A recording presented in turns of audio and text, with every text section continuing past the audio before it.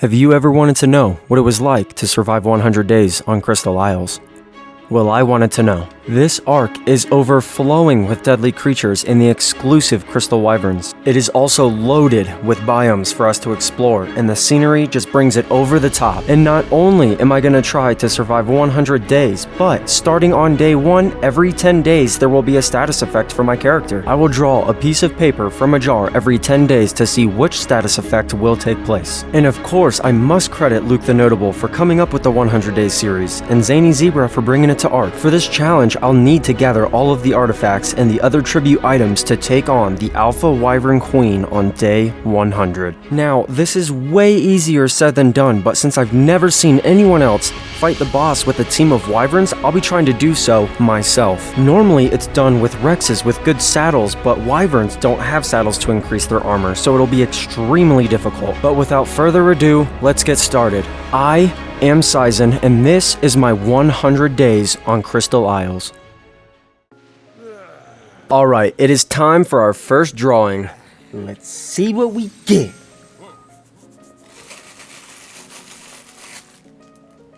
Let's go! No wait for 10 days. No weight restrictions for me or my dinos, dude. That is so huge. That is crucial. So basically what I need to do is, I need to try my hardest to get to level 37 as fast as possible. That way I can get a PT saddle, tame myself a Pteranodon, and then go find my official base location. With no weight restrictions, this is huge. Now that the drawings were done, of course we started making our starting utilities that you always make when you start up a game of ARK. Pickaxe, axe, clothes, everything you're gonna need for the next couple of days. No weight restrictions means a lot of farming. I then crafted a bow and a bunch of arrows, so I could take down a couple of turtles, that way I could get keratin and be able to make the PT saddle. Oh, this won't take long. When morning rolled around, I started crafting cooking pots. Cooking pots, as you can see, are an excellent way of getting a lot of experience in the early game. I then found a metal node, so I of course started harvesting it, and then built some wood foundations and a refining forge and got them placed down. I also crafted a campfire so I could cook some meat because I was starving, and then I made myself a mortar and pestle, that way I could start making some narcotics. It's so nice being up. What? Sharko? Oh, run. Really, bro? I just got my little pad put down. As you're distracted now, I must kill you. Oh! Okay, now's my chance. When I saw the two gators were fighting in the water, I immediately went over to my pad and started collecting all my stuff. And as I was running away, I turned back around and the Sarko was chasing me again. But with some determination, I killed him. And then as I was looking for a new location to set up a temporary base, I found this parasaur waiting to be destroyed. So I got him bullied and then started Fred Flintstoning him. I didn't really care about what level the parasaur was because I wasn't going to be able to take him with me when I left with my Pteranodon anyways. I then crafted a smithy, got it placed down, and then started crafting a metal pick. And then I made a couple more forges, that way I could start my metal smelting process once again. Then my parasaur woke up. I didn't name it because I did not want to get attached, but then we started farming up some berries because I needed to get narco berries for narcotics. I found this tech parasaur, so I decided I was going to bola it and then have my parasaur attack it while I shot it with arrows. When you harvest tech dinos, they drop really good resources, but the two in particular that I was going for was the oil and metal. I mean, the electronics would be useful, just not anytime soon, and then the element dust is just completely irrelevant. We got a good amount of narco berries. Holy cow. Now I just had to wait for the meat to spoil, so I started crafting a metal hatchet, and then after not too long, I was able to make a bunch of narcotics. Noticed that I wasn't leveling up fast enough, so I started doing the XP grind again, so I would just craft them, place them, destroy them, and then reuse the resources to make them again. I then got some trank darts made up. While I was making myself a crossbow, I noticed out of the corner of my eye that there was a Pteranodon that was landing, so I charged him with the bola. I didn't have the saddle unlocked yet, but I was just preparing. I then got him trapped with the bola, noticed he was a level 140, which was awesome. But even though it was a level 140, Pteranodons at high levels will still only take a couple of trank darts to go down. Really simple. Now, while I was waiting on my PT to tame, I wanted to go out and farm as many resources as I possibly could. I wanted to get everything that the beach could offer me, because on day 10, my weight is going to go back to normal. I won't have unlimited weight anymore, so I just want to have all the resources that I'm going to need for the next couple of days after day 10 at my base ready to go. That way I didn't have to worry about farming. Now, after harvesting for a while, I went back to check on my PT, and that's when I got stuck between his head and his shoulder. Dude, ARK, this happens so much, man. Oh, rough. I thought it was 37. It's 38. Yeah, so the PT saddle is unlocked at level 38, not 37. So after a little bit more XP farming, I was finally able to reach level 38, unlock the Pteranodon saddle, make myself a spyglass while I was at it. Can we just take a moment to appreciate how beautiful this is? Do you? And then finally, after a full day in ARK, my PT woke up and I named it G's. And then the part I had been dreading, which was saying goodbye to my parasaur. I felt so bad, but it was time. I needed to find an official location that I would be at for the entirety of this video. So, I'm sorry, Mr. Parasaur, that I could not bring you with me. But this map was pretty big, and I thought it was going to take a lot of exploring. But then I came across this little platform with the waterfall next to it. It was in the central area of the map. There was water, there was metal around here, there was crystal. I mean, pretty much everything I needed for the early game. So I, of course, had to start building a base, getting my foundation set, taking a moment to appreciate the scenery once again. Wow. So beautiful. And then noticed in my last couple of videos, my base designs weren't too great. So in this one, I wanted to go with something a little more unique. I did catwalks with the forges on top instead of just placing them on the foundations. I thought it just looked a little bit cooler.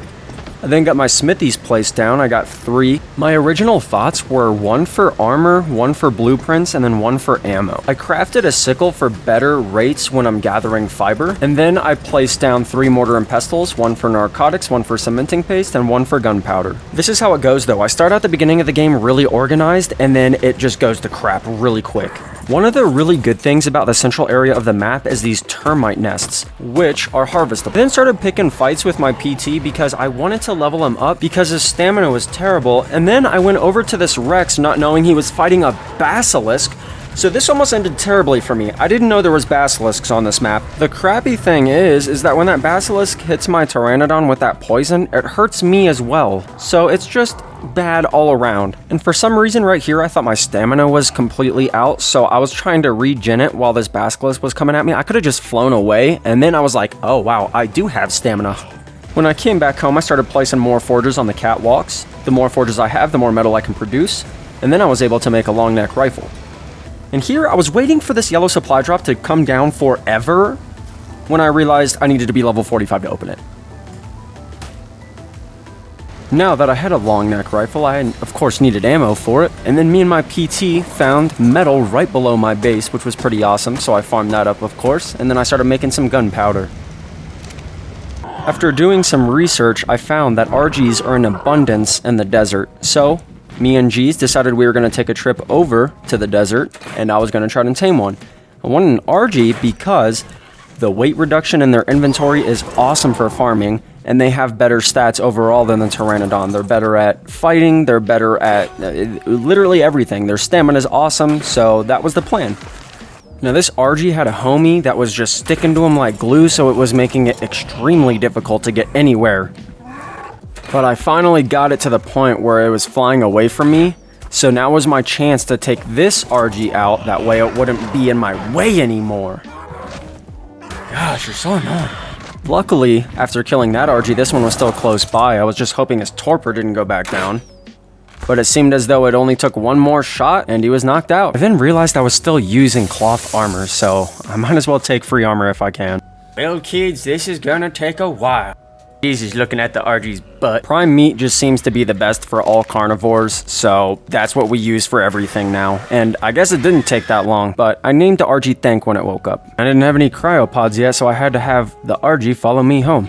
Okay, so look, the first 10 days was just a lot of farming. I had no weight capacity, so it was just non-stop, and I'm not gonna bore you guys to death, so I'm gonna cut all of this out if I can. It was nice though, crystal was everywhere around on this map, so a fabricator was actually really easy to make. So I got one crafted up, got it placed down, and now I had a bunch of stuff at my disposal that I could craft. Afterwards, I headed over to where the cherry blossom trees were, like right next to the snow biome, because there was just so many good resources over here. Oil and silica pearls being the biggest ones.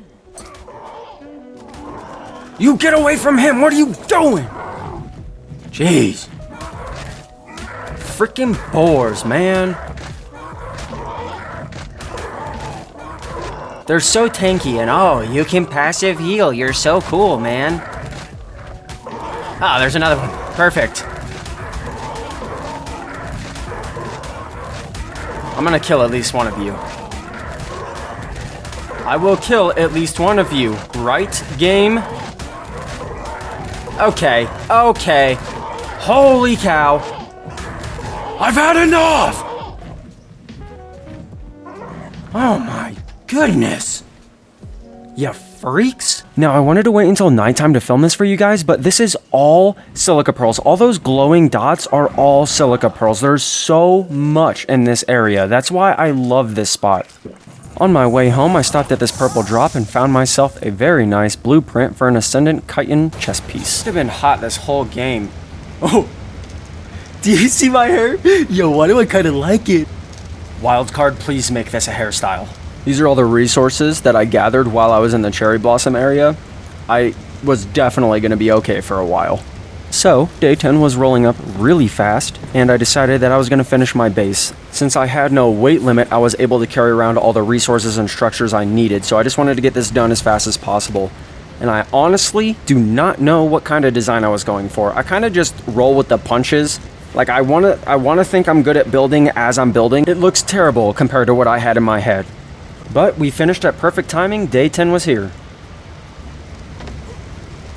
Alright, you guys, well, it's day 10, so that means I have no more infinite weight, and now I have to draw from this bag again to see what I get.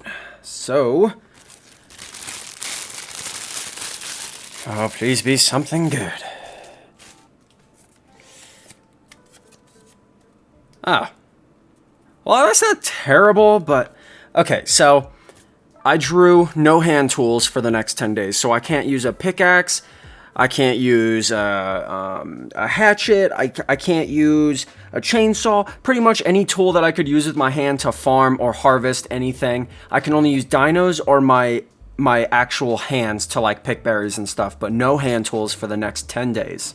Well, seeing as I wasn't going to be able to use my hand tools for the next 10 days, I made a storage box and just stowed them away in there. That way I couldn't even think about using them. I then made myself a couple of preserving bins because now that I had my weight restrictions back, my PT had a bunch of raw meat in its inventory and I needed somewhere to put it because his weight was terrible now. I started crafting polymer because I wanted to make a couple of cryopods, seeing as I didn't have an RG saddle yet since I wasn't level 62. So my PT wouldn't be able to carry something like a thorny dragon back from the desert. So I headed over to the little grassy hills area right on the border next to the desert, and I found a thyla. And the reason I wanted a thyla is because I always get them for caves, like artifacts are in caves. What I didn't know is that the artifacts on this map are actually really, really simple to get, and you do not need a thyla. But for content's sake, I'm leaving this in here because it's still my favorite dino. So I got myself on this edge and started shooting the thyla with tranq darts, and we knocked him out. While the thyla was sleeping, I quickly flew over to the nearest drop and started crafting up a couple of cryopods. After waiting forever, it was later on in that evening, my thyla finally woke up and I named it You. I also wanted to get myself a thorny dragon, so I started chasing after this one. I had already hit him with a couple of tranks. If you are a newer player to ARK, thorny dragons are one of the best wood gatherers in the game. Anyways, after a couple more shots, the boy went down, and that's when all the slitheries decided they wanted to kill me. And my pteranodon was out of stamina, so I was kind of just stuck here. You die! What? Ha! ARK physics. After a little while, my thorny dragon woke up, and when it came time to name it, I named it All. What you got for me? Oh, an ascendant pike. I'll take it, I guess. I got home, I went on a crafting frenzy. I made this blueprint that I had. I made a Thyla and a Thorny Dragon saddle. And after crafting up some polymer, I was able to make a pump shotgun. Of course, made the shotgun ammo for it. And then I made some scissors. Because it was time to get romantic. Finally. Anytime I craft something, I have to go test it out. So I started bullying this Diplo. Look who's not pushing me now. And since, at the moment, I wasn't able to harvest anything with hand tools, I decided I was going to get myself a frog. Now, frogs are really good at getting cementing paste. When fighting bugs, all you have to do is right-click. I'm not sure what it is on console, but it'll kill them and then collect cementing paste. It's actually pretty sweet. But after dancing with the frog for a little bit, I was finally able to put him to sleep. And when the good boy woke up, I named it So. Back to my base, and I wanted to make the saddle so I could go test them out. Went to one of these termite hills. I was clicking all the buttons trying to figure out the abilities and stuff so I could see how to collect the cementing paste, and then a baryonyx came out of absolutely freaking nowhere and started beating me up. Wow, did your mom raise you to be like this, you fool? Get away from me. You should be disappointed in yourself. Okay, sorry. I didn't mean it. I'm stuck. I didn't mean what I said. I'm sorry. Ha, sucker. Who's sorry now? Okay, look, we can talk about this. Or not. Jeez. You okay, Mr. Frog? I ended up finding a different termite hill. This one was a lot bigger, so it gave me the chance to actually test the cementing paste collection, and it was pretty awesome. I then saw a couple of parasaurs over here and realized that I forgot that I left mine on the beach. So I needed to get another one. I bullied this one over here and saw he was level 130, so I got super happy and started tranking him. And after a couple of arrows, he went down, and it was the waiting game now. When the night rolled around, he finally woke up. I shall name you Much. I then went back home and started making myself flak armor. I needed better protection, the hide wasn't cutting it anymore. And then I decided I was gonna get a griffin. Well, that's not how it went, but okay, I was gonna try to get a griffin. So, you know, we did the whole dancey dance thing and spun in circles. He didn't hit too hard, so I wasn't worried. But then he started flying away. And I hate building traps, I've said it before, but it looked like I was actually going to need to build one for a griffin. Okay, so you know, we could be friends, right? Like, if you just stop flying away, maybe... Okay, let me try to get your aggro back. No? Okay. Well, wait a minute. Nope, I'm not about that. It's time to go. Let's just pretend we never saw that. Okay, so I forgot to hit record when I got back home, but yeah, I unlocked the RG saddle. That's really about it. Not much happened when I wasn't recording, so thankful for that. So, the next thing on the list of things I wanted to do was to get a griffin. And clearly from the footage we saw earlier, I was going to need a trap. Now, I want to quickly shout out Nooblitz because he is the one who created this trap. I ended up doing a little bit of research and saw that he had a YouTube video on how to trap a griffin. So it was a couple of dinosaur gateways with the doors, and then it was a couple of double doorways. And this is the finished product of what the trap looked like. Now, his execution was a lot more flawless than this, but nonetheless, I still got it done. I got him in the trap, closed the doors, and now he was stuck, and it was just time for me to trank him up and knock him out. Now, for something I didn't know about Crystal Isles is they have these little makeshift superheats that they stole from Scorched Earth that I absolutely hate, where the entire world will be basically overheating and you'll overheat. So I had to fly away from the griffin after I knocked him out to go try to find an area where I wouldn't be overheating. So I did find a spot, and then I just sat there and waited for it to pass, and then I ended up flying back over to my griffin, and now it was just time for the waiting game. And after an entire day cycle, it was finally time that my griffin woke up, and I named him 2. You'll eventually see where I'm going with this.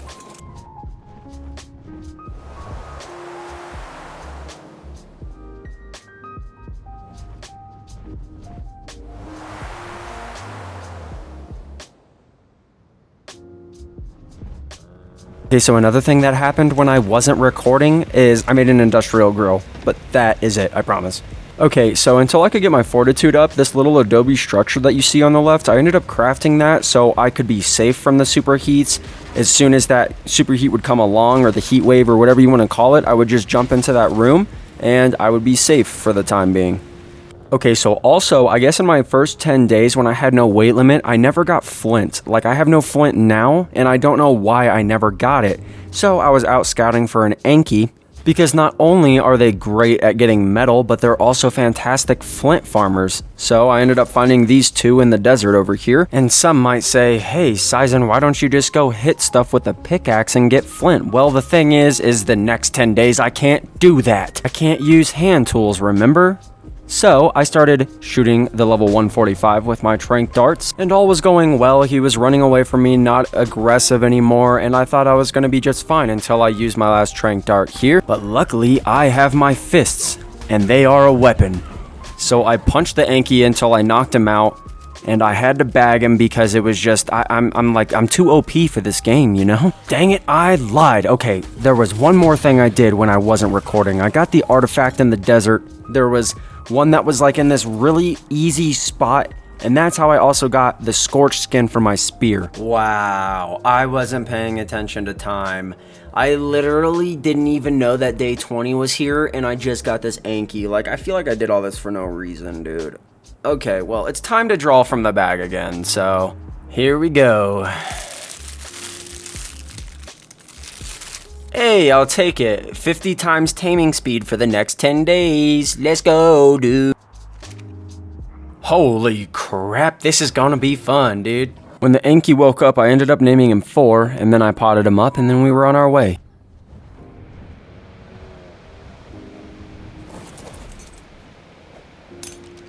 Okay, so I figured this would be a good showcase, but as you can see, I was flying along with my griffin, and this heat wave started coming in. So I got back to my house, and then you can see, as soon as I step into this little room and take off all my armor, the overheating symbol goes away, so I know at least I'm safe in this room. Now, don't get me wrong, it's mad annoying having to sit in here for like an hour of my time when these heat waves decide they want to come by, but it is what it is. While I was in that little room, I had a bunch of time to think, and once the super heat wave bullcrap passed, I decided I was going to make a couple of parachutes and go do something I shouldn't probably do. You guessed it, I was going to go try to steal a wyvern egg. And the desert location seems to be the easiest spot to get them. I don't know if they spawn in any other locations. Okay, so for those who don't know, I figured I'd explain real quick the different types of crystal wyverns on this map. The first one being the most generic is the fire. The second one being the more unique is the Tropic, which has a water buff when you get close to water. The third being my favorite, and that one is the one that I was after, which is the Blood Crystal Wyvern. Their breath attack deals aftermath damage like a fire wyvern, but it also drains the enemy's health while healing your wyvern, which is pretty sick. And then when you use its bite attack to harvest dead dinos, it has a healing effect that's similar to the RGs. Anyways, while I was looking for nests, I came across this really easy artifact. So I guess there was 2 artifacts in the desert, both being super simple to find. After a little bit of time looking for nests, I ended up finding one, and I wanted to make sure there was no wyverns nearby, that way I had a clear shot of escaping. Ooh, it looks like a blood. It is a blood crystal. What level was that? What level was that? Did that say 215? There's no way. There's no way that said 215. I'm definitely faster than these wyverns, so I'm not worried. I just need to make it home as soon as possible. If that said 215, I am the luckiest person alive. Dude, it was 215. There's no way, bro. There's no way. I'm just so good at this game. Holy crap, dude. Okay. That has nothing to do with being good at the game. That's all RNG, but just let me have my moment. Please let me have my moment, dude. I am so happy. I wanted to get this egg hatched immediately, so I started building a little foundation. That way I could put some torches up, something really simple, and just get it done. And for those wondering, I've used the same rates for all my videos. I've used the same rates for Extinction. I've used it for Aberration, which both weren't hardcore, but I also used it for Scorched Earth. I've never needed wyvern's milk. I know how to get it. I know how to trap wyverns and knock them out and take the wyvern's milk from the females, but these rates make 100 days more feasible, more enjoyable. So just know, since I plan on fighting the boss at the end of this video with wyverns, it would take way too long for me to get wyvern's milk for each baby with normal hatching rates. So this, just believe me, it makes it more possible.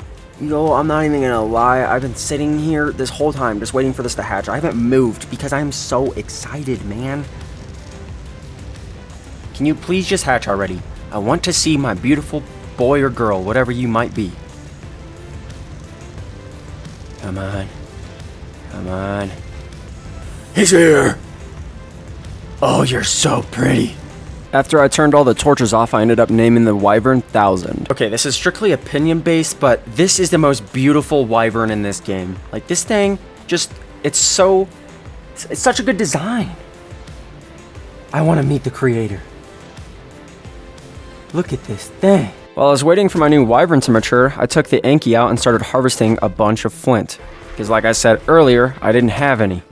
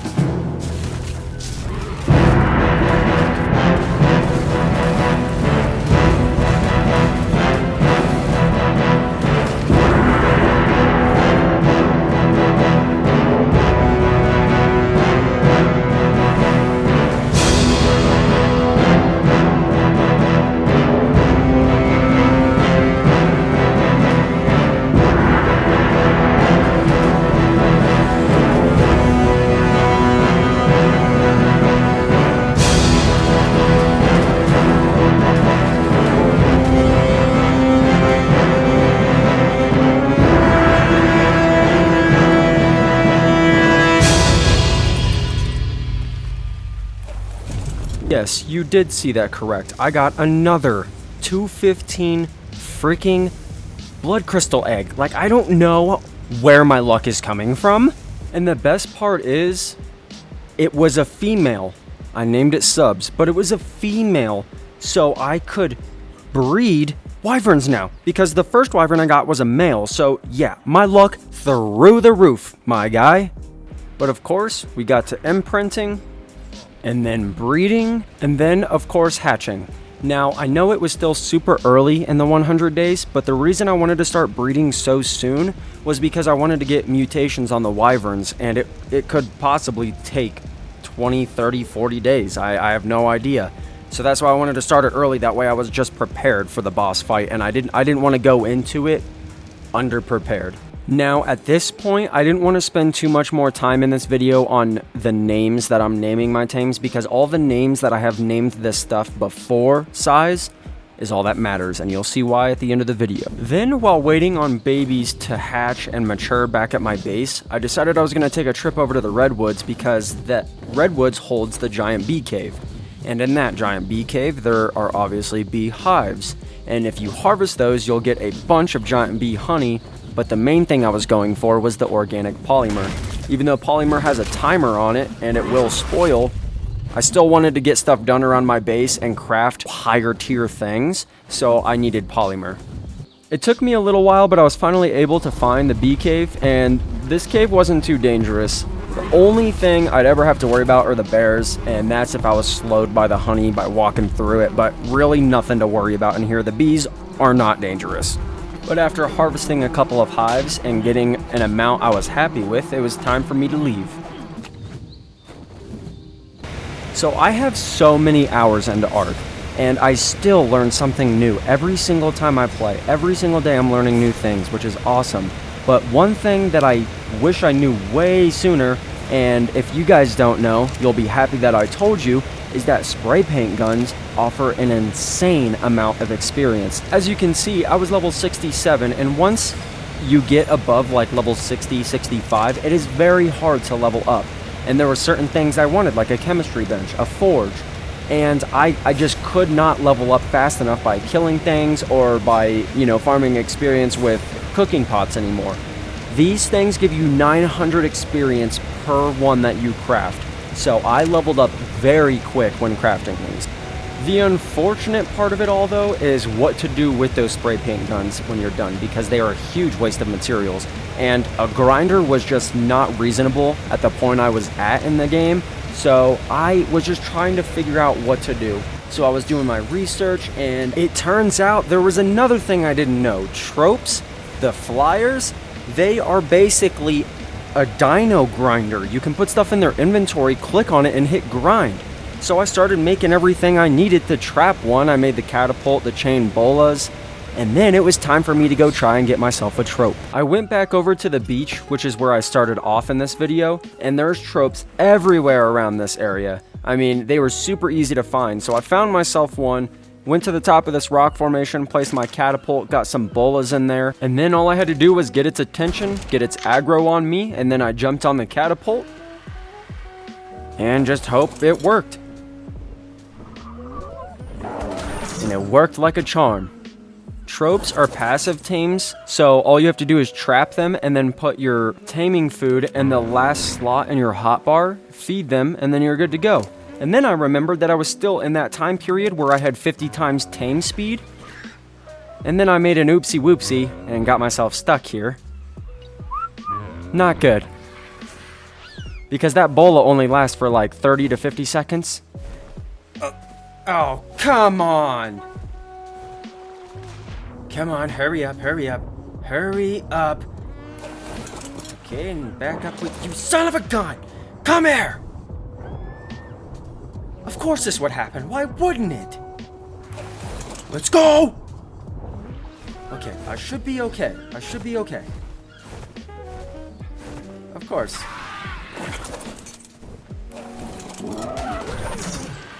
Oh no.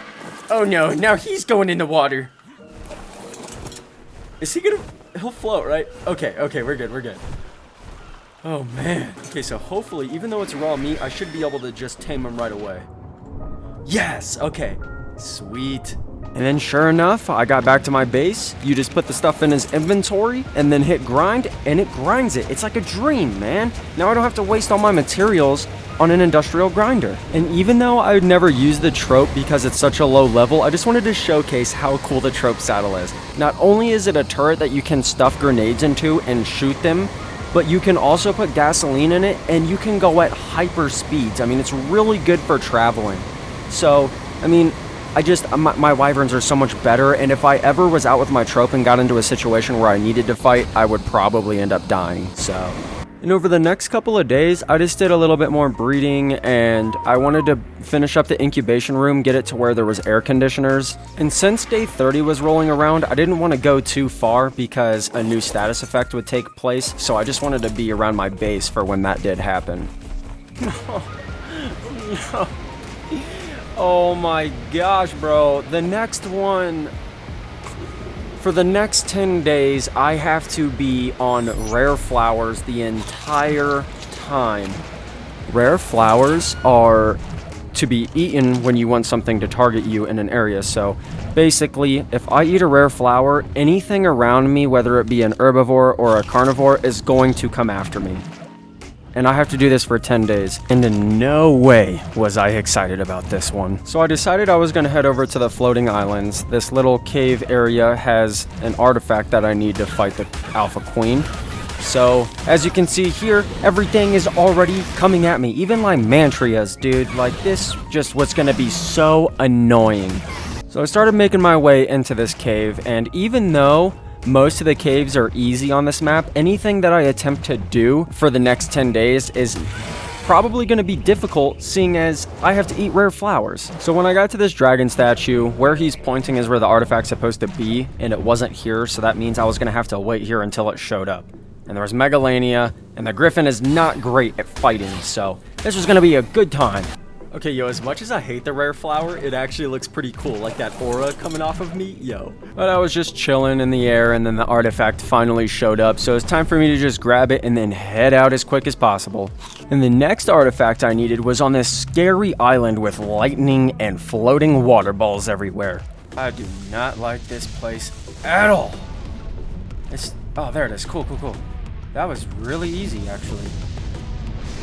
Is this water deep? Is this even water? Whatever. The next artifact's mine, I guess. I don't know what's inside of those things.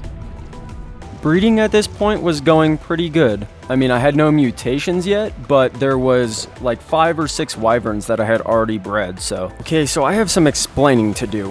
One of the pieces of paper in the bag for the status effects is really hard, and I'm not looking forward to it. So at any time it could happen, and I need to try to prepare for it, but I've been putting it off like it won't happen, which it's going to.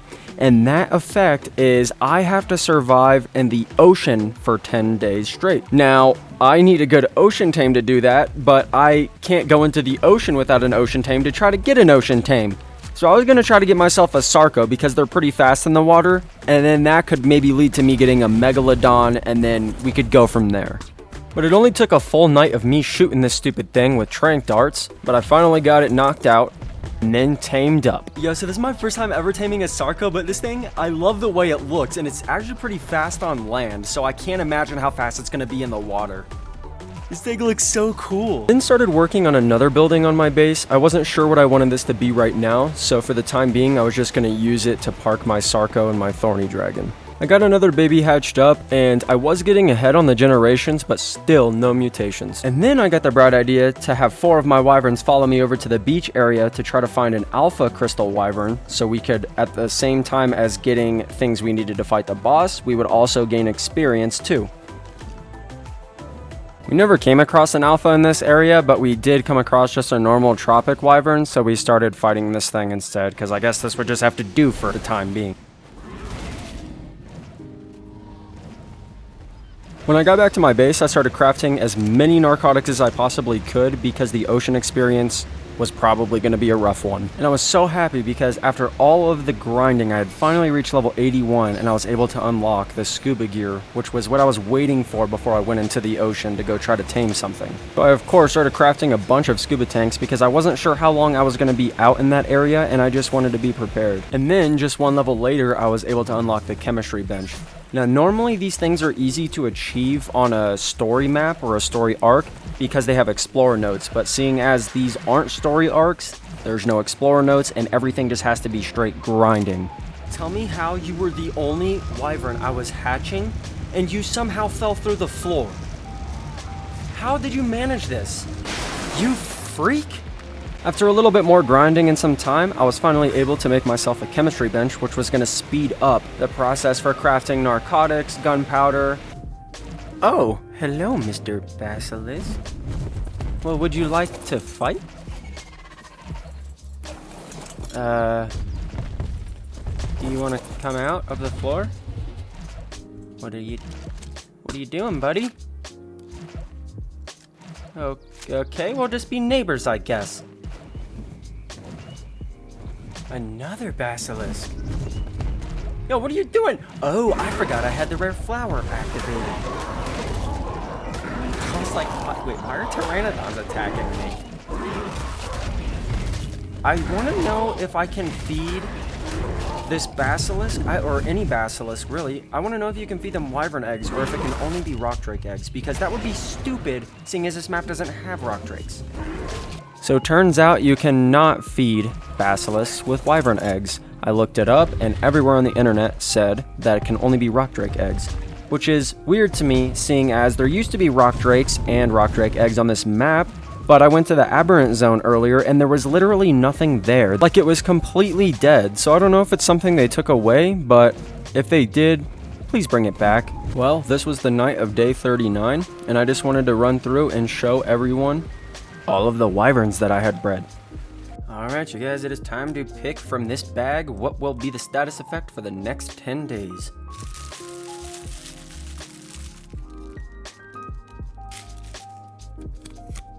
Oh, what a punch in my gut. It's 5x experience for the next 10 days, when I don't need to grind for experience anymore. I mean, I guess it's good for my dinos, but well, I guess 5x it is. Let's get this started. As soon as I loaded back into the game, I potted up my Sarco, and then I took my RG over to this Redwoods area, because between the Redwoods and the swampy area, there was another artifact, and I guess from what I've seen, it's pretty dangerous. And I gotta say, this area is probably the most beautiful section of the map. It's just so vibrant and colorful. It looks really, really clean. Like, look at this. Like, do you see what I see? I thought my mom was just being mean when I was younger, when she said she wouldn't put me in singing lessons, but I know why now. Anyways, we had made it. Right below us was a pit of water, which held the next artifact. And from what I've seen, it's actually really scary down here. But I just went for it. I jumped straight in, and this water was so weird. Like, no other water on this map was like this, but I don't know if the water was like toxic or what. But I was kind of scared to hop off and get the artifact because I didn't see anything other than piranhas, which I wasn't worried about. But I was scared that like a Sarco or a Capro was just gonna jump out of a random rock and come kill me. And I was right. Alright, you little bastard, where were you hiding? Oh, and now there's frogs too. You wanna poison me? Is that a Capro? Okay, I actually would rather fight the Sarco. So if you could just stay away from me, that'd be awesome. Come on, die. Get away, you stupid jumping shark fish thing. You're an alligator. Come on, come on. Okay, okay. Breathing time. We're good, we're good. Ugh. Oh, he's almost dead. We're fine. Oh no! Oh, he's not doing much damage. I'm fine, right? Okay, okay, is my Sarco gonna do anything? All I have is strength darts. Okay, okay, you can... Jeez, man, holy crap!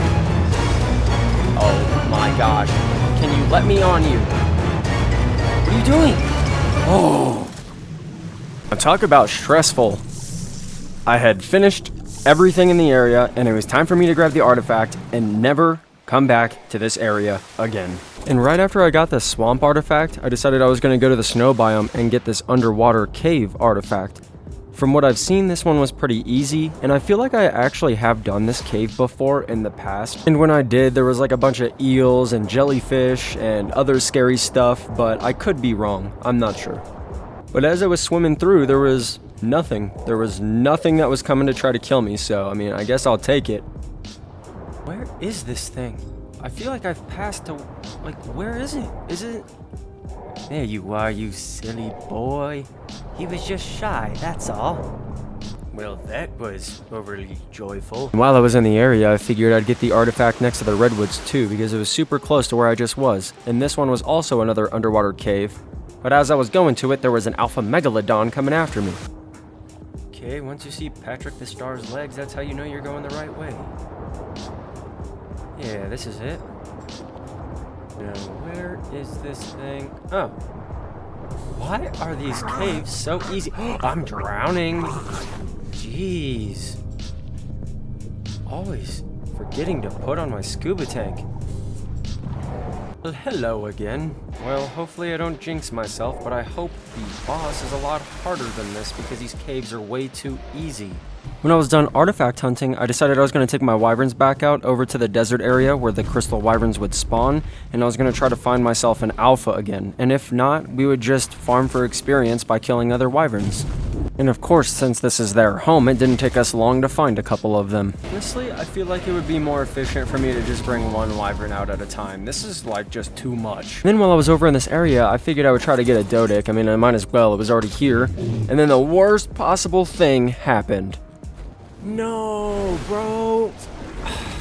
Well, I might as well kiss these wyverns goodbye.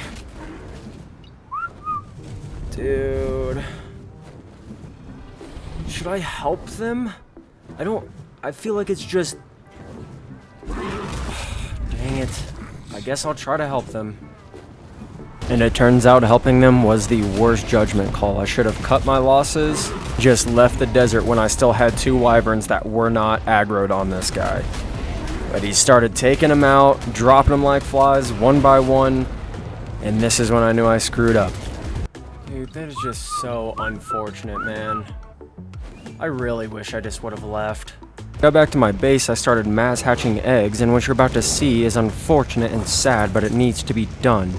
I'm sorry, guys. I'm so sorry. This time, I went back to the desert where the spawn location for the wyverns were, but I went as a solo instead of bringing other wyverns with me. And then I started killing them because eventually, when I went to go fight the boss, I was going to need their crystal talons. I needed 15 of them. Yo, can you just not do...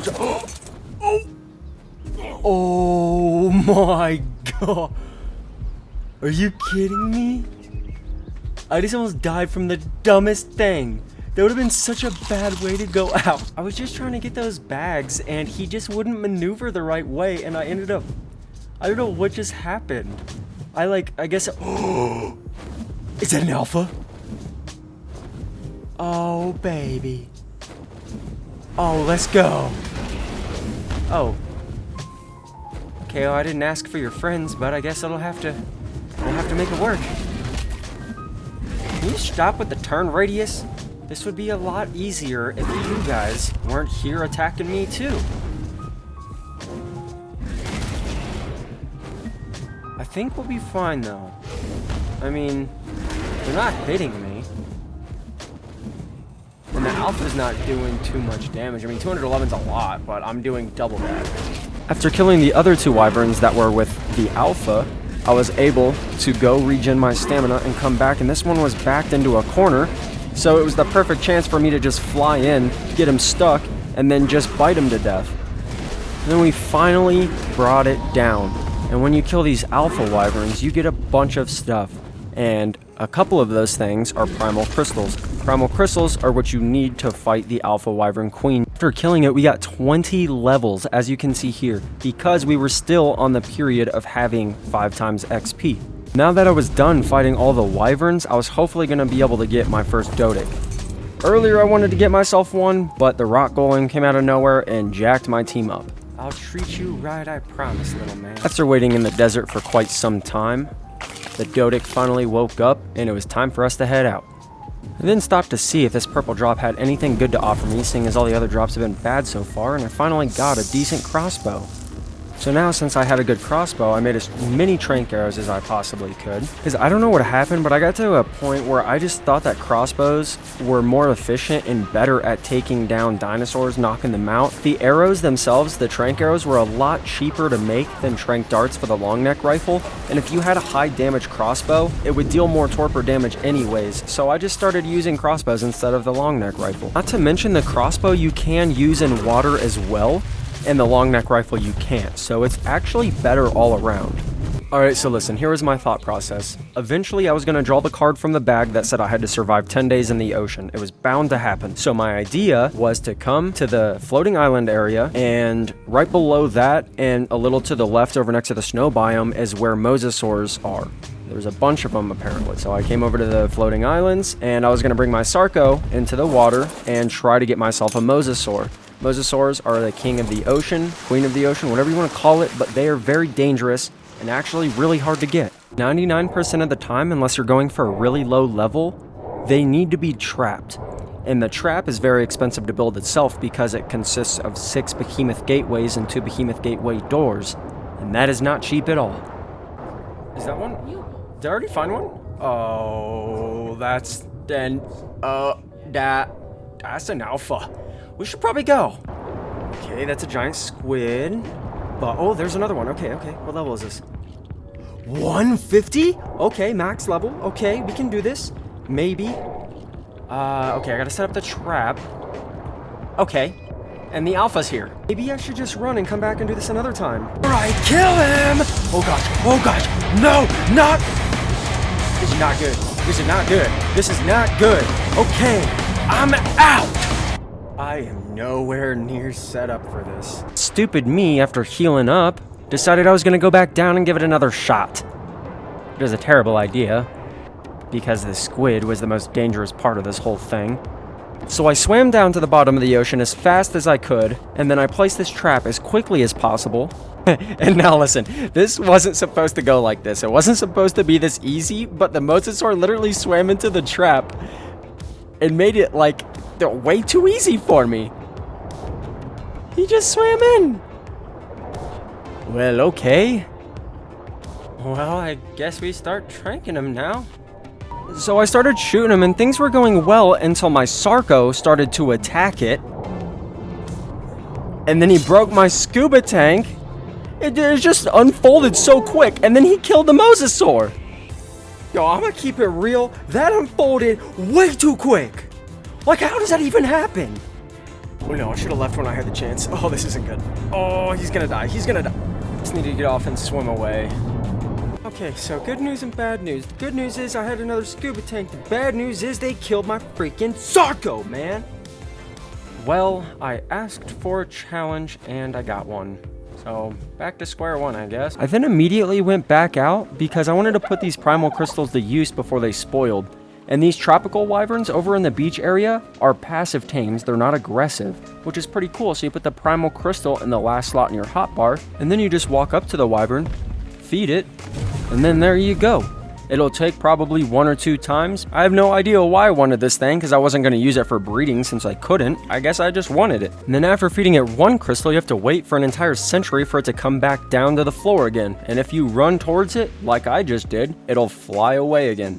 You have to wait till it lands and then walk towards it. Okay, nice and easy, nice and easy. Yes, sir, you're mine. Okay, Mr. Red Drop, what you got for me? Please be good. Oh, an RG saddle. Wow, it's like you gave me something I needed. The cool thing about having a trope this point in the game is being able to go and get supply drops, and if you don't need anything from it, you can just grind it down for free resources. So I waited way too long to do this, but it was finally time for me to start crafting a generator and some air conditioners for my incubation room. The torches are just so much to keep up with. And also, every time I would leave my base to go do something, I would set all of my wyverns to mating. That way, when I came back, I could pick up a bunch of eggs from all of them and then hatch them all at the same time. That way I could have a better chance at getting a mutation. I mean, that doesn't affect the odds at all, but it just makes me feel better because there's a bunch of them hatching at once. So I placed the generator at the back of the incubation room to keep things nice and tidy, and then I started getting all the ACs placed down. So I began the hatching process, and these are all the eggs that I had gathered over the past like 10 days. Please at least give me 1 mutation. Just 1. Holy crap! Oh, yo, I got 3 color mutations! No way! So I ended up claiming the 3 mutations and then killing the rest because I wasn't going to need them for the mutation process here forward. This is my first time ever getting a color mutation on a wyvern, much less 3 of them at the same time. Like, this is so cool. So unfortunately, out of all 3 of the color mutations I got, the blue one was the only one with a melee mutation. The other 2, I was just going to let them both fully mature. That way I could use them for the breeding process because they weren't completely useless. So while I was waiting on my wyverns to mate, I finally wanted to build myself a greenhouse, so I brought my Dodic over to some stone so I could farm some stone, and then I was going to need wood and thatch as well. So after doing a good bit of farming with the Dodic and Thorny Dragon, I was able to start working on my greenhouse. And like I said at the beginning of the video, I was going to try to be more unique with my structures this time around, so I started laying down foundations in no particular order, and I was just kind of throwing them down wherever, and I was gonna see where it took me. Okay, hold up. This is kind of starting to look like a diamond. Huh. But as cool as I thought it was at the time, it just kept getting worse and worse. Like, the placement of these foundations made no sense at all. And this was the final layout of the way the base was gonna look, and I was not happy with it, but I was kind of just going to go with it. And for a little while at least, this was going to be the last I was going to show of the egg hatching until it got later. Luckily though, I did get 2 more mutations here, so the breeding process was actually going really well. A lot better than I thought it was going to go. Shortly after the egg hatching, I started crafting everything I was going to need for the greenhouse, and let me tell you, I do not ever remember the greenhouse structures being this expensive with the crystal. Maybe I'm just going crazy, I don't know. Anyways, here's a little building montage for you guys.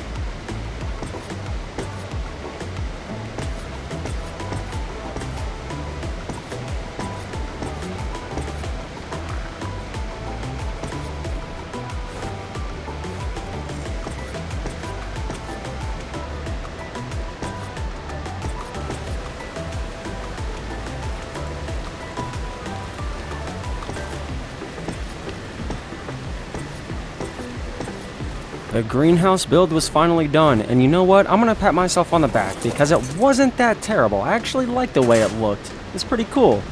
I then of course had to go get myself a Phiomia because they're just great poop makers, and I didn't want to get a dung beetle to go along with a Phiomia because it was going to take too much time waiting on the fertilizer to cook up. First I was using my long neck, and then as soon as I switched to my crossbow, it was super easy to get it down.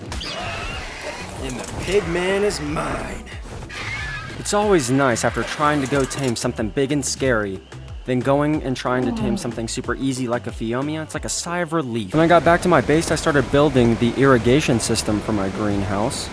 I then of course started planting all of my seeds. It's always nice to have the rarer vegetables on hand in case you want to make any kibbles, any soup, or sweet veggie cakes, just anything really. Now that I was rolling up on day 60, I was actually getting really nervous that I was going to get the Ocean for 10 Days card. So I started crafting a Megalodon saddle just to prepare because I was about to go try to tame one, and I just wanted to have it with me just in case. But I turned back around and went back to my base to craft up some behemoth gateways because I realized that if I'm out there and I get the Megalodon and I'm feeling risky and brave, I might as well get the Mosasaur while I'm there as well. And as you could see, I was crafting as many trank arrows as I could because I just wanted to have everything I needed and not be underprepared this time. Last time was a crap show. But before going and getting the Megalodon, I wanted to get something that could take a beating just in case anything happened when I was trying to tame the Megalodon. So I spotted a Spino and figured I'd go for this. On my way to the Spino, I ended up finding this Ascendant crossbow, which was really good. So I wanted to pair it with the Mastercraft crossbow just in case either one of them broke. I could just switch back and forth. But the Spino being a Spino, it took quite some time to get this thing down, but we finally did it, and now we had to baby it with narcotics because these things took forever to tame. And now that the Spino was down, I also realized that it was day 60, so it was time for a new status effect to take place. Alright you guys, it is time to pull from the bag of tricks again, and there's only 2 cards left. One of them is surviving in the ocean for 10 days, and the other one is 100x on resources plus no weight limit. So it's a 50-50 chance on what I get right now, and I'm actually really scared. So let's go ahead and see what it's gonna be. Come on. Yo, it's 100x, let's go.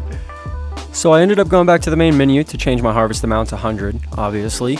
But while I was here, I figured I would let you guys know that the reason there was only 2 cards left is because from day 80 forward, there will be no more status effects just to give me time to prepare for the final boss. I don't have to worry about a status effect taking place when I'm trying to prepare for the biggest moment of this video. Now, to catch you up on what's happening, here I was trying to take down a Baryonyx because I wanted something else other than the Spino just in case. So, after shooting him with a bunch of tranks, he went down in the water, which was okay because Baryonyx don't have an oxygen meter, which is really awesome. And luckily, the Baryonyx didn't take long to tame because at this point now, I only have 10 days before I have to go to the ocean and be in the ocean for 10 days. It's the only card left, so now I know that I have to be ready. But you already know, since I'm on 100x with no weight limit for 10 days, I have to go farm as much as I possibly can. It's just such a good feeling. All right, let's see how much polymer we get. Holy crap, bro. You don't know how awesome it is going through this entire playthrough so far, grinding my butt off and being super try-hard. Just to get this big relief was so awesome. And the hardest part has yet to come, but it was just the calm before the storm. And you all know damn well I had to make the most stupid amount of narcotics because I was coming at this Mosasaur with everything I had. And the next thing on the list was to make a Mosa platform saddle, which was really, really expensive. But I figured if I was going to be in the ocean for 10 days, I wanted to make a little mini base on the back of my ocean tame. Oh my gosh, that is ridiculous. Holy crap, bro. 1,400 narcotics. Even though I had all the resources I would ever need for the rest of this playthrough, I still had to wait for metal to smelt, so it was still a time-consuming process, but I was finally able to make that Mosa platform saddle. It was finally time that I went over back to the ocean and tried to get this Mosa again. It was already almost day 65. I had already wasted 5 days just gathering resources and making the Mosa platform saddle, so I really needed to kick this in the butt and get one today. And after working this Megalodon for a little bit, I was finally able to knock it out. And the reason I wanted a Megalodon to go tame a Mosasaur is so I could be protected. Now, the Megalodon has a bleed attack very similar to the Thylacoleo, and that is, it does 5% damage of the total enemy's health every second.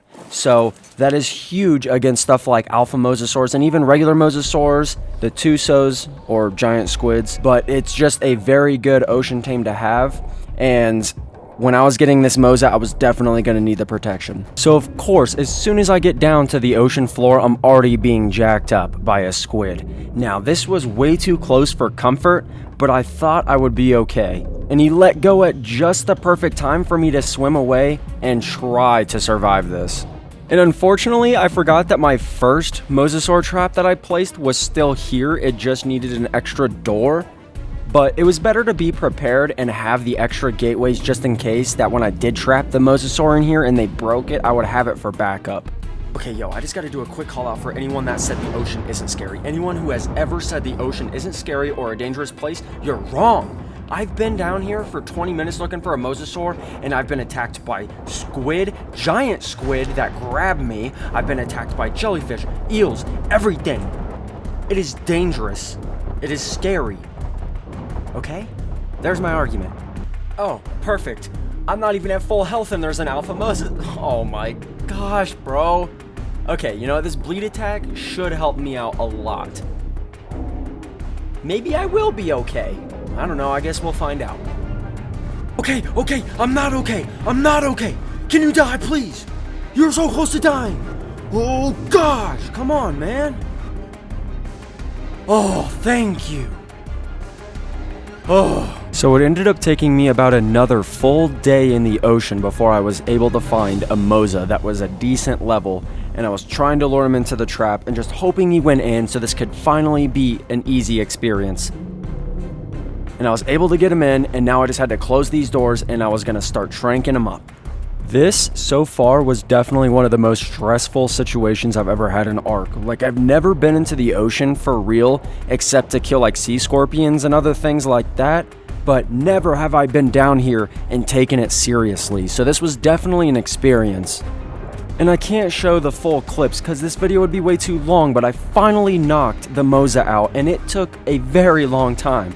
But now was just a waiting game. I had to wait for the food to drop, and then I was gonna have myself my first ever in my ARK history, a Mosa. And I was so excited. Oh, come on. Come on, baby, come on. Yes! First ever Mosa. Oh man, I'm so hyped. Dude, this thing is massive and it's so fast. Oh my gosh, I'm in love. Yo, I know I'm probably overreacting over a freaking dino, but dude, this is a huge moment for me. This is so awesome. Oh man, perfect timing on this thing. Well, it was time for me to pod Luna up and go back to my base and finish preparing for when it hits day 70 and I have to be in this ocean for 10 straight days. After the eventful past couple of days, I came back to my base and started making an industrial cooker to be paired with my greenhouse. And since I was gone for 3 whole days, I came back to the most ridiculous amount of wyvern eggs, so I decided I was gonna mass hatch all of them. This is what happens when you allow 10 wyverns to mate while you're gone for 3 days. They take it a little too seriously. I then got my pipes routed and got my industrial cooker placed down, so now I was ready to make whatever I wanted. I then got a refrigerator placed down over next to a generator by my greenhouse, that way anytime I would craft foods, I could throw them in there to have them last way longer. And I wanted to show this building that I was putting together, but I didn't want to spend too much time on it because I never ended up using it. It was supposed to be a big building for 2 separate forges, but I didn't have the time to make the forges. And right after that, I started putting my incubation room together and finally finishing it up because it's just been a mess this entire video. I also wanted to add some pizzazz to my structures, seeing as they're kind of boring.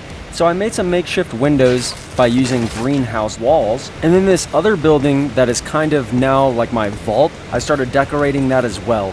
and things actually looked pretty decent. I liked the way it looked. I then began preparing for my ocean trip by cooking up a bunch of meat. That way I wouldn't have to worry about it when I was in the ocean. Began crafting all the metal structures I would need for my platform saddle base on the back of my Moza. And then I made myself a preserving bin to hold all of my meat and keep it fresh for longer while I was out in the ocean. Alright you guys, it's that time. It is the day of day 70. And I am now going to start building the base on the back of my Moza. I have no idea if my preserving bin's gonna work or if anything's gonna work on the back of it really, but I'm just gonna do it because I already have all the stuff with me. Now, I made an insane amount of scuba tanks because I don't know how fast I'm gonna blow through them in the water. I mean, it's 10 days, so I think I made around 10 to 12, but I am hoping that they last me, because if they don't, I don't know what I'm gonna do. Alright, my beautiful wyvern, I guess I will see you in 10 days. Here we go. I just had this sudden realization that my preserving bin, I actually don't think anything's gonna work underwater. I think it would only work if I was above water. Well, here we go. This is it. I'll be here for 10 days and I'm not really sure what I'm supposed to do. I mean, I guess the whole point of it is just to survive, so I think I'm gonna get bored if I was to just sit at the surface the whole time, so I'm probably gonna end up fighting things. I don't know how this is gonna go. So actually, for the first entire day, I was force feeding my Moza to get its health all the way up. That way I was ready for anything that came at me. Alright, let's see how tanky this thing really is. This is the true test, because there is a lot of stuff here. Oh man, there's so many donkeys, holy crap. Ah! I am the king of this ocean! Yes! This feels so good! Oh, you want some more? Come on! Dude, this is so sick! And maybe fighting 100 different enemies in a row without taking a moment to heal wasn't the best idea. Okay, you know what? I feel like I was doing fine until all the donkeys started coming up and biting me too. So, yeah, maybe I should just leave, heal, and yeah. No, I'm not ready to die my first day in the ocean. Alright, you guys, this is day 2 of me being in the ocean, and honestly, I'm seeking revenge on some Tusos because of what they did to me earlier in this game. So, I'm trying to find some squids, and I'm gonna wreck them. Okay, so unfortunately, day 2 was a complete waste. I didn't find anything worth my time. But now we're on day 3 in the ocean, and I found a mosasaur, so I guess it'll have to do for now. Okay, but why do moses have so much health? I've been going, holy crap. Okay, so that did take a lot longer than expected, but I guess mosas aren't glass cannons. Like, their attack isn't insanely high, they're just very tanky. Well, Mr. Donkey, it's time for you to die. Can you just stay in front of me?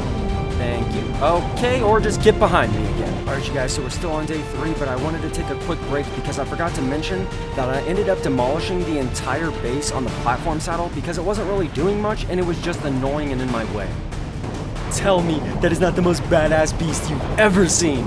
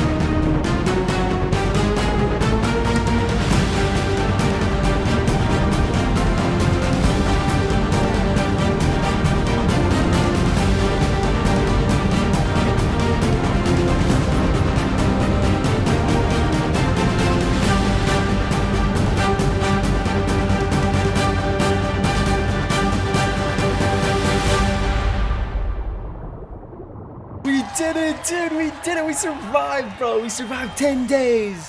Holy crap, man. That was intense. It is day 80.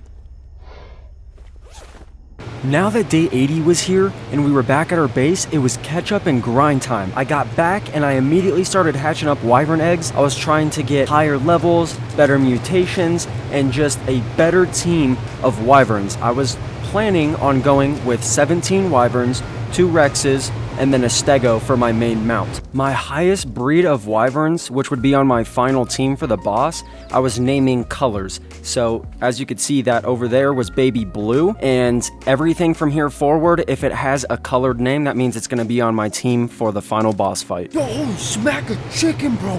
Okay, I don't know if you guys remember from earlier, but I got a cool color mutation. It was the black wyverns with the blue wings. This time, I got all black wyverns with the blue spines on their back, or the little spikes. Dude, that is so effing sick. Dude, guys, do you see how the colors move in their wings? Like the black one, especially with the white waves. This is the coolest thing ever. I am so excited for this team. Once my final team was fully matured, it was time for me to start leveling all of them individually, and it was gonna take a very long time. So one by one, I would bring them over to the desert where the wyverns would spawn, and I would just start killing everything around me. It was the perfect experience grind because not only did I need experience for my wyverns, but I also needed the crystal talons from the wyverns I was killing to fight the boss. Like I said earlier in the video, I needed 15. And then I got super lucky because an alpha showed up out of nowhere, and alphas deliver a bunch of XP when you kill them. And on top of that, for the boss, I needed 5 alpha talons anyways, so it was a win-win. And then throughout the wyvern leveling process, I was getting myself into some pretty sticky situations, just like this one, but I like pushing my luck. I like going above the limits to try to see if I can do certain things. Like situations like this one here, it helps me think in the moment and it makes me better at it. Like I thought I was gonna die here, or I thought my wyvern was gonna die, but I landed and started healing and noticed that when I was force feeding, he was dealing enough damage to bring me back down a little bit, and then I would get right back up to where I was, so it gave me time to regenerate my stamina, and then I could go back in the air and fight him again. But then it was almost like this wyvern that I was fighting, his attacks were getting smarter and more advanced, so I had to leave the ground and stop force feeding, and I really started to panic when I got to the point of not being able to see my health in the top right corner anymore. Like it was completely diminished, and I was so close to screwing this up. I need this to kill him or I'm dead. Yes! Dang, dude. Man, that was way too close. Maybe I shouldn't push my luck that far anymore. Now, I'm not going to show the leveling process for each wyvern because that would take way too long, but I did want to say quickly that my ultimate goal was to get each wyvern's health above 30,000 and each wyvern's melee above 1,000. At that point, I think I would feel comfortable with going up against the boss. With that being said, just to let you know of how much of a grind it was going to be, that means I had to get each wyvern's level to a minimum of 272. And a little teaching moment here, because I know a lot of people do not know about generators and outlets and how they actually work. So I figured I would show you this since I originally was going to fight the Dodo Rex, but then I watched videos of how mean the Dodo Rex was and how bad it could screw people's teams up. I didn't want to risk anything before I fought the boss because I didn't have enough time to rebuild. But here I was going to show you how an outlet works. You do not need wires going from the outlet to the actual thing you're trying to power. So as you can see here, the outlet is coming out of the top of the generator on top of a wire, and then I just set up all 4 auto turrets around it, and it auto puts a wire between the outlet to all of the turrets around it. You can do it with anything that requires power. The only way you would need additional wires is if you needed to put it really far away from the generator. I'll see a lot of people using an outlet and then they'll have like something super close that needs power to the generator and they'll still use additional wires when you don't need to. If you do know it, great, and if not, it's just a little teaching moment for you guys. Okay guys, sorry for trying to be an encyclopedia there. Anyways, I went out and I was gonna try to find 2 Rexes, one male, one female, so I could breed up the perfect 2 Rexes for my team. I found this male, he was a level 135, so I started tranking him. You can only run so much from me, boy. but you're going down either way. Yeah, that's right. It was like it was meant to be, but shortly after knocking the other Rex out, I found a wild female that was level 145. Know you're tired. You must be tired. So just hit the ground so you can be mine. Fall! Thank you. After a full day, my male Rex woke up and I named him but unfortunately for the female, I wasn't paying attention. I think I went to the bathroom or something and she was attacked while I was AFK, so her taming rates went way down. No matter though, as soon as I got them back, I started them on the mating process. So after doing some breeding with my two Rexes, I finally got two mutated babies, and after maturation and imprinting on the two babies, I would then level them up, and then the last step before fighting the boss would be going to get myself a stego for my main mount, and then killing 3 alpha wyverns, that way I could get 30 primal crystals. And do you guys remember at the beginning of this video when I told you that after a certain amount of tames, the names didn't matter anymore? Well, here is exactly why.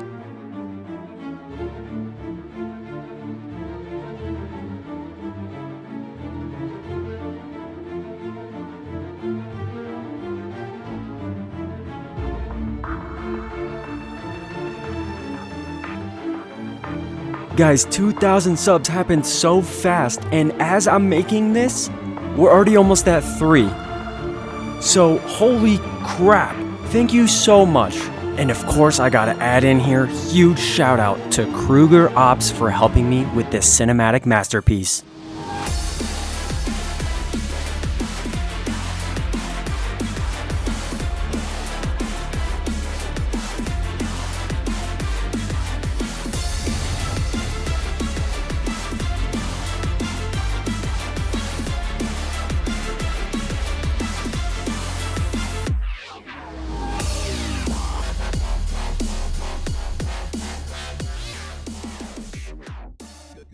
Alright, all that was left at this point was to get a stego and kill the alpha wyverns. And what do you know, as soon as I'm leaving my base to go find some alpha wyverns, I found a 156 tech stego, which was unbelievable. A lot of videos consist of a Tyrannus as the main mount and then Rexes as the boss killer. I wanted to do things, like I said in the intro, a lot different this time.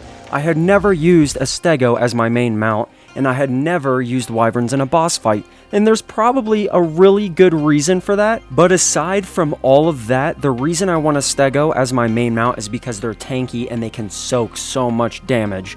I wanted to just sit on the back of this thing with a shotgun and be backup if I needed to be. So after a little while, my stego finally woke up and I named it Soaker, and then I immediately started leveling him up, that way I could get his health as high as possible. So what I was doing was I would get these Brontos really weak and then finish it off with the stego, so the stego would get the experience. So since it was only around day 95, I still had some time before day 100, so I wanted to make the sweet veggie cake, so I started getting some sap, and then I went to the beehive so I could get giant bee honey, and I was gonna put the sweet veggie cakes in the stego's inventory, that way he would have insane health regeneration. But sweet veggie cakes are not cheap to make. So it took me quite some time. But it was finally time. It was time that I grabbed all of the tribute items that I needed and then go fight the last 3 wyverns before I can fight the final boss and beat this map. It ended up taking me 5 days to find all 3 wyverns, but I finally had them beat. And now for the sad part, it was time to do a last run through of my base and say my goodbyes, because this would be the last time I was ever here. And now our final flight towards the obelisk.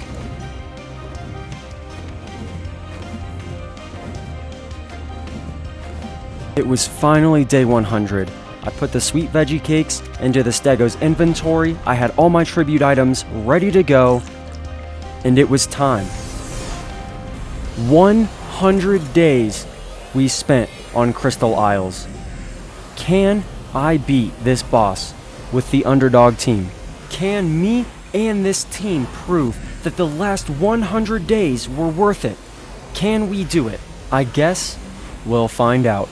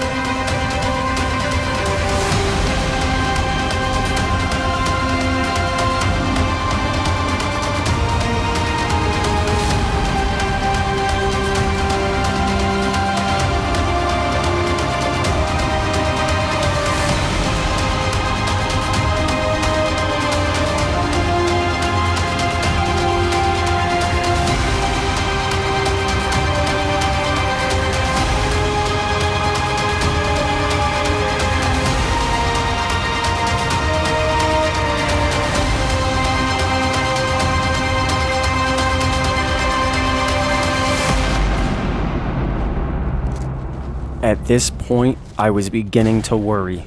I had already lost 1 or 2 wyverns, and we just were not doing enough damage. It seemed like they were trying their hearts out, but we just could not get to that halfway point, and it had already been like 5 or 6 minutes in here. I was beginning to worry. But there's always hope. There's always a way. Hopefully, a way. No, dude. No, come on. Alright, she's at half health. Maybe we can pull something out of our butts. Come on, just keep hitting her. Dang it, man. No!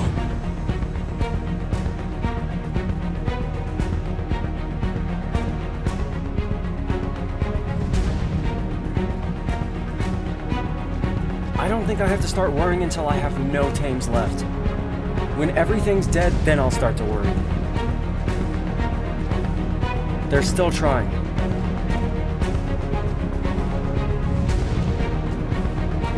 I don't know what to do. They're dropping like flies, man. I don't know what to do.